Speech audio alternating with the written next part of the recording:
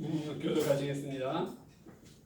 몸은 하나인데 많은 지체가 있고 몸의 지체가 많으나 한 몸인과 같이 그리스도도 그러하니라. 우리가 유대인이나 헬라인이나 종이나 자유인이나 다 한 성령으로 세례를 받아 한 몸이 되었고 또 다 한 성령을 마시게 하셨느니라. 몸은 한 지체뿐만 아니오 여럿이니 만일 발이 이르되 나는 손이 아니니 몸에 붙지 아니하였다 할지라도 이로써 몸에 붙지 아니한 것이 아니오. 또 귀가 이르되 나는 눈이 아니니 몸에 붙지 아니하였다 할지라도 이로써 몸에 붙지 아니한 것이 아니니 만일 온 몸이 눈이면 듣는 곳은 어디며 온 몸이 듣는 곳이면 냄새 맡는 곳은 어디냐. 그러나 이제 하나님이 그 원하시는 대로 지체를 각각 몸에 두셨으니 만일 다 한 지체뿐이면 몸은 어디냐. 다 같이 이제 지체는 많으나 몸은 하나다. 아멘. 고린도 교회는 지금 그리스에 있는 교회였습니다.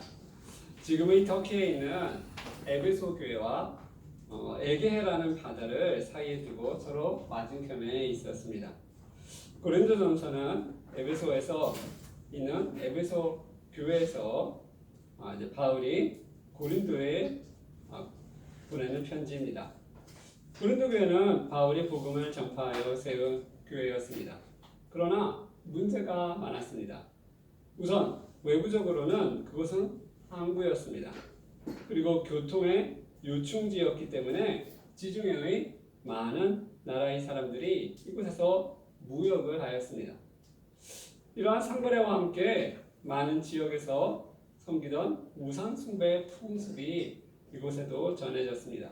그래서 우상의 신전들이 여러 곳에 있었습니다. 그런데 우상 숭배는 성적 부도덕으로 연결됩니다. 성적으로 절제하지 못함과 함께 빈부의 또한 격차가 또한 심했습니다. 아무래도 무역을 하는 곳이라 잘 사는 사람들은 많이 잘 살고 또 그렇지 못한 사람들은 상대적으로 더욱 가난함을 느꼈을 것입니다. 이와 함께 내부적으로도 고린도 교회는 문제가 있었습니다. 교회 안에 파벌이 있었던 것입니다. 교인들이 서로 나뉘었습니다. 나는 바울파, 너는 아볼로파, 또 어떤 사람은 베드로파, 또 누구는 그리스도파, 이렇게 서로 나뉘어 있었습니다. 아볼로는 고린도 교회의 2대째 목회자였습니다. 그러니까 사도 바울이 교회를 개척하고 이제 교회를 세웠는데 또 여러 지역을 다니고 있었으니까 그 다음에 목회를 했던 분이 바로 아볼로였던 것입니다. 그래서 누구는 바울파, 아볼로파, 또 베드로파, 그리스도파 이렇게 나뉘었던 것입니다. 이렇게 고린도 교회는 부유한 곳에 있었지만 문제도 많았습니다. 이 소식을 듣고 사도 바울이 에베소 교회에서 편지를 보내는 것입니다.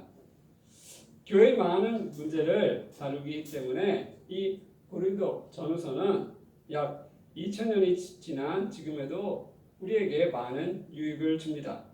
어떻게 교회가 질서 있게 화평하게 지내야 하는지를 우리에게 말해주고 있기 때문입니다.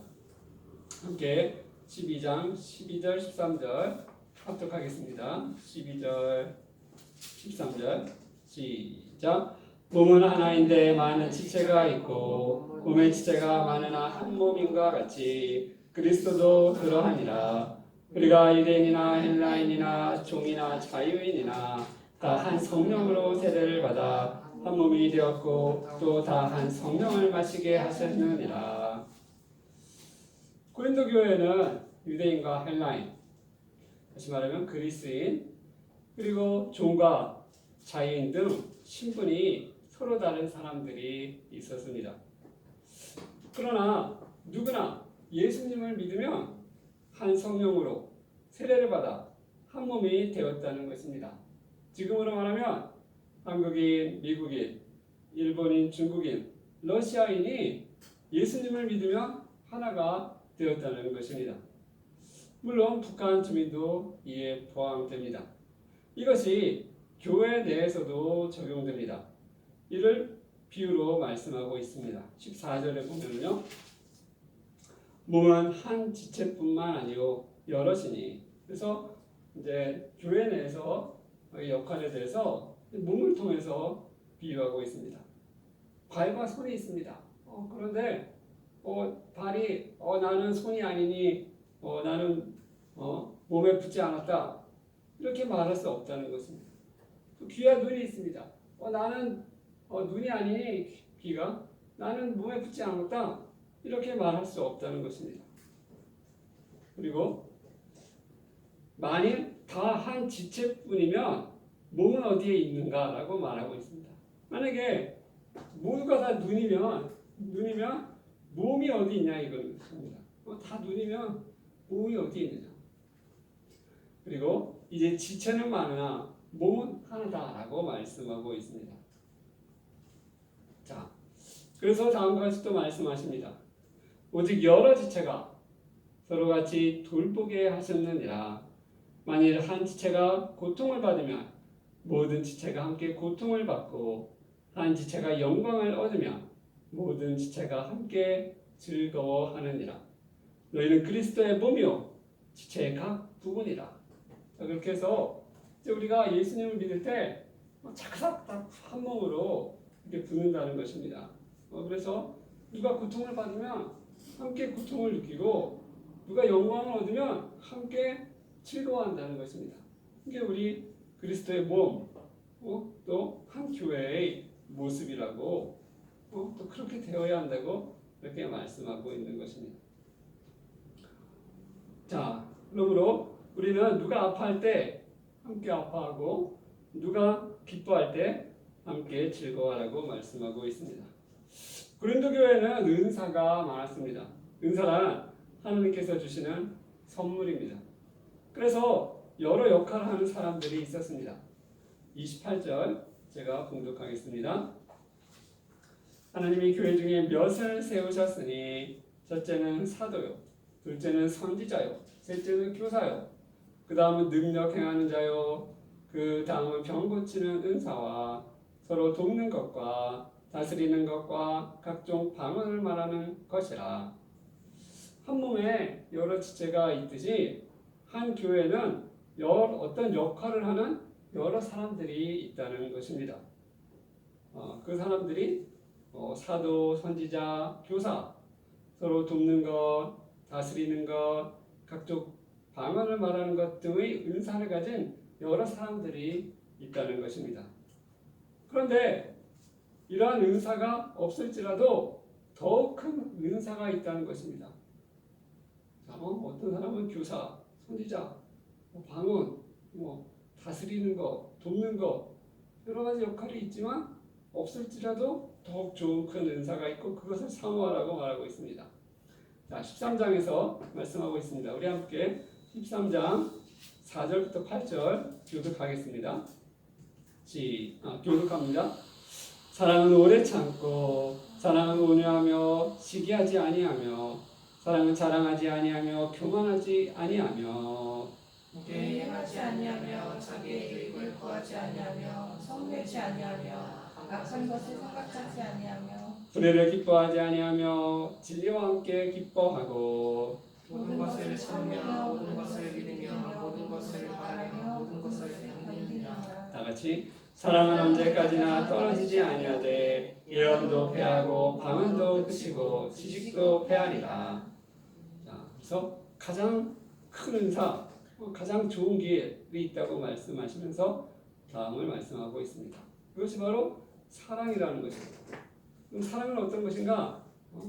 4절에 오래 참고, 여러분 잘 이해가 안 되지만 사랑은 오래 참는 것이라는 것입니다. 오래 참고 사랑은 온유하며 시기하지 아니하며 자랑하지 아니하며 교만하지 아니하며 무례행하지 아니하며 자기의 유익을 구하지 아니하며 남의 유익을 먼저 구한다는 것이죠.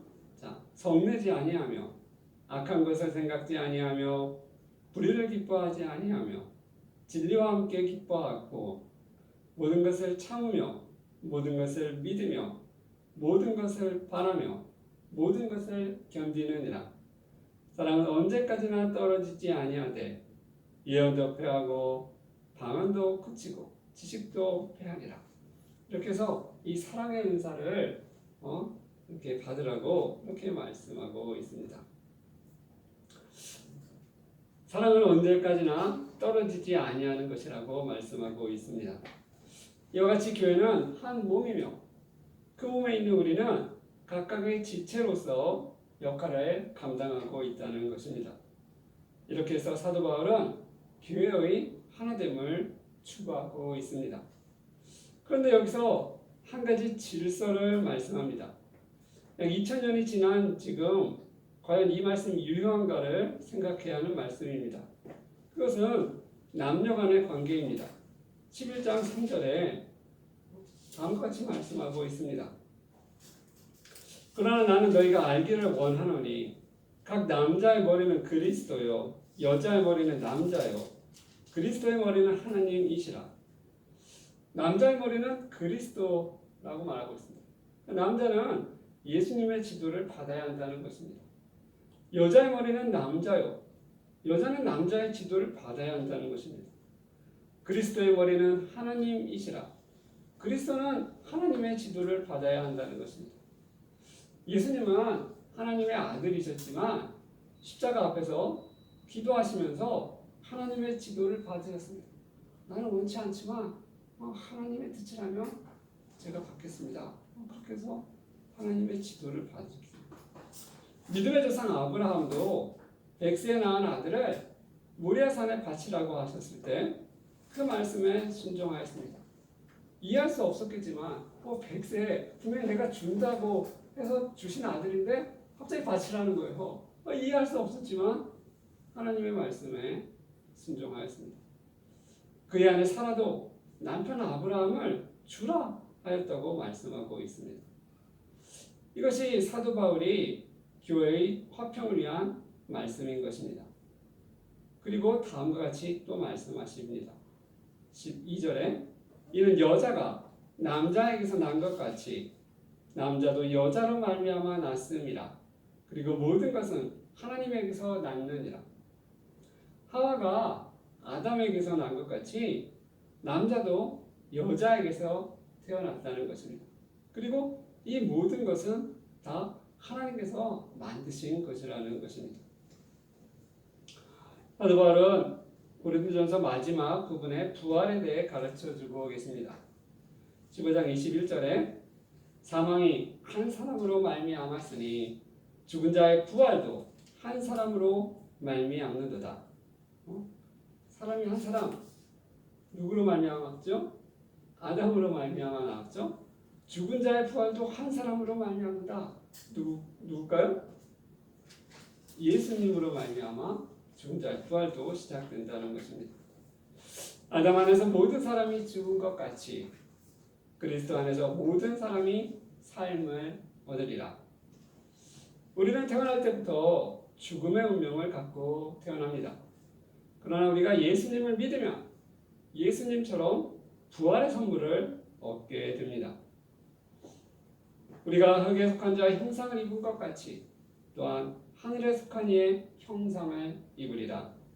이 썩을 것이 반드시 썩지 아니할 것을 입겠고 이 죽을 것이 죽지 아니함을 입으리로다. 또 말씀하고 있습니다. 성도는 부활의 소망을 갖고 살아가라고 말씀하시는 것입니다. 말씀을 맺겠습니다. 세상 한가운데 있는 교회는 세상의 모든 것이 교회로 들어옵니다. 우상숭배, 성적 부도덕, 빈부격차, 파벌, 남녀 갈등 등 수많은 문제들이 있을 수 있습니다. 그러나 이 모든 것이 하나님의 영으로 치유됩니다. 예수님을 믿을 때 우리는 그리스도의 몸, 한 교회의 지체가 됩니다. 지체로서 하나님이 주신 은사를 따라 봉사하며 한 몸을 이루는 것입니다. 가장 큰 은사는 사랑의 은사인 것입니다. 그러나 하나님의 교회 안에서도 질서가 있다고 말씀하십니다. 남녀 간에 하나님께서 만드신 아름다운 관계가 있다는 것입니다. 현대에는 이것을 무시하는 경향이 있습니다. 그러나 우리는 하나님의 어리석음이 사람의 지혜로움보다 낫다는 것을 알고 있습니다. 그리고 사도 바울은 부활이 없으면 우리가 세상에서 가장 불쌍한 자라고 말씀하십니다. 부활이 없으면 우리가 세상에서 가장 불쌍한 자라는 것입니다. 예수 믿는 자는 반드시 썩지 아니함을 입을 것이라고 말씀하십니다. 하늘에 속한 이의 형상을 입으리라고 말씀하십니다. 우리 모두 예수 믿음으로 이 땅에서 화평 가운데 부활을 축복으로 받는 우리 모두가 되시길 축원합니다. 말씀을 생각하며 기도하시겠습니다.